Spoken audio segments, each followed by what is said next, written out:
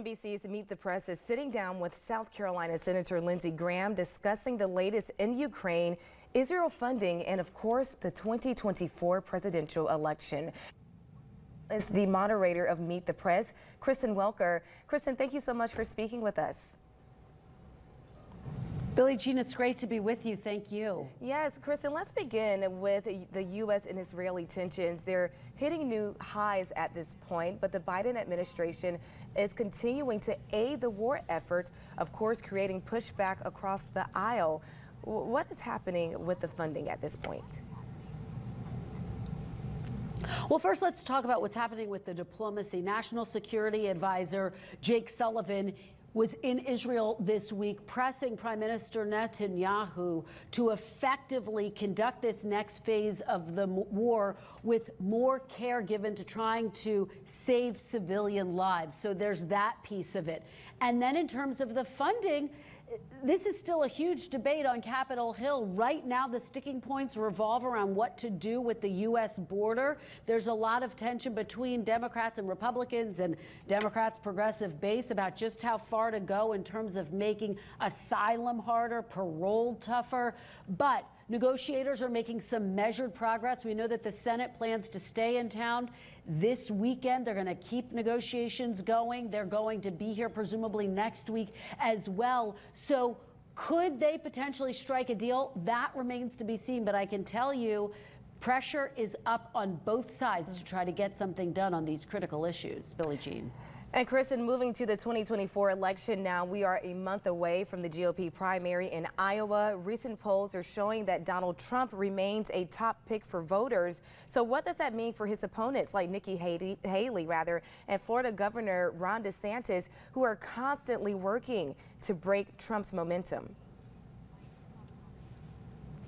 They are, and so far neither of them have been able to break former President Trump's momentum. We know that Nikki Haley has had some momentum in recent weeks, and now she's gotten a big endorsement. Governor Sununu of New Hampshire throwing his weight behind her. What will that mean? Certainly significant in New Hampshire, but they have to get through Iowa. And right now, polls show that former President Trump is leading by nearly 30 points. If he has a strong showing in Iowa, it is really hard to see how any of these candidates could catch up and stop him. But it's not impossible. We have to let the voters weigh in. We have to let them have their say. And as you say, that is right around the corner. Right. And the House, let's talk about that, voting to formally open an impeachment inquiry into President Joe Biden.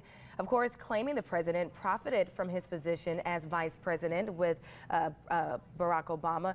Is there evidence that Joe Biden has committed any wrongdoing? And if so, how does this affect his run during the election?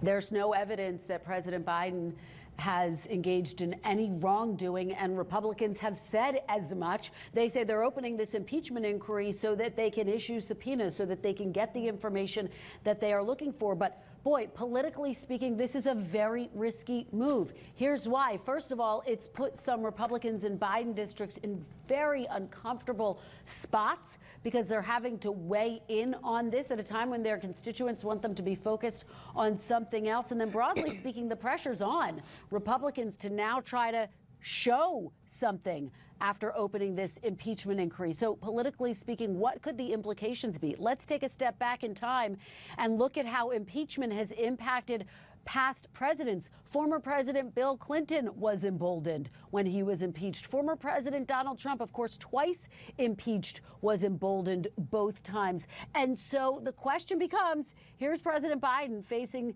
frankly, the fight of his political life. Could this be something that he uses to try to energize and mobilize his base? We'll have to wait and see how it all plays out. Billie Jean. Very interesting, Kristen. And you also swung through the Midwest, speaking to a group of women voters that we'll see on Sunday.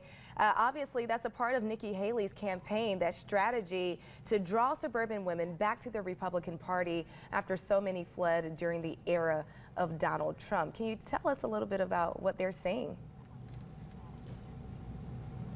This was such a fascinating conversation. This was with 5 women voters in battleground Michigan, and we asked them if they are planning to vote again for President Biden. They all voted for President Biden in 2020.